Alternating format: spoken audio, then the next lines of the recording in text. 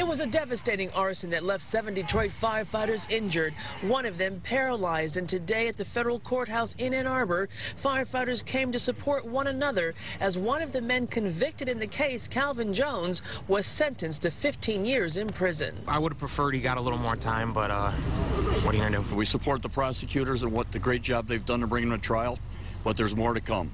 And we'll be here every time for every single one. We hope to get them all. This man, Samson Wright, was also involved in setting the fire, and it came out in court that Wright was hired by someone else to torch the building for $15,000.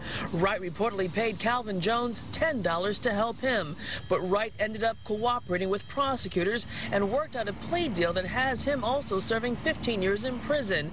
But the question remains, what, if anything, will happen to the businessman Wright claims hired him to burn the building? They're all the same.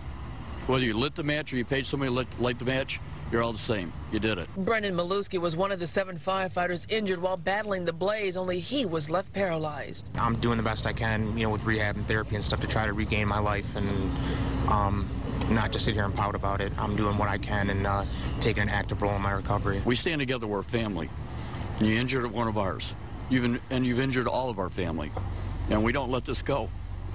Arson is a horrible problem in Detroit, and they think that just because it's Detroit, they can get away with it. Kimberly Craig, 7 Action News. Action News contacted the U.S. Attorney's Office to ask about possible charges against the person suspected of hiring Samson Wright to commit the arson. A spokesperson would only say that the investigation into the case continues.